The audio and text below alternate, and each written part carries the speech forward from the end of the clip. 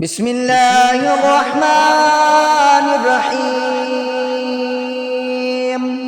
اللهم صل على سيدنا ومولانا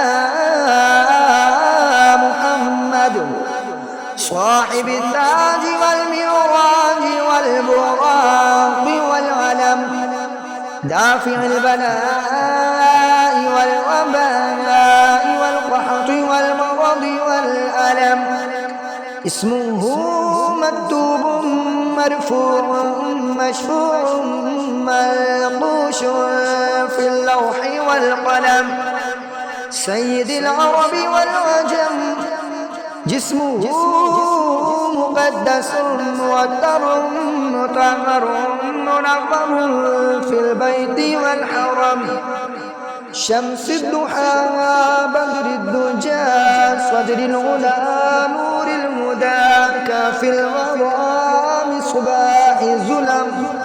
جميل الشيم شفيع الأمم صاحب الجود والكرم. والله واصمه وجبريل خادمه والبراق مركبه والمعراج سفره والسدرة المنتهى مقامه. وقاب قوسين مطلوبه والمطلوب مقصوده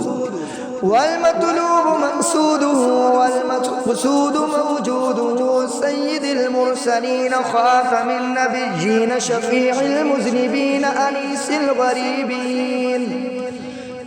الغريبين رحمة للعالمين راحة العاشقين مراد المشتاقين شمس العارفين سراج السالكين مصباح المقربين محب الفقراء والغرباء والمساكين. سيد الثقلين نبي الحرمين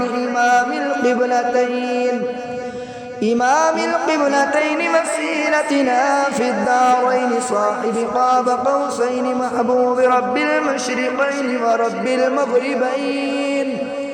جد الحسن والحسين مولانا ومولى الثقلين أبي القاسم محمد بن عبد الله نور من نور الله.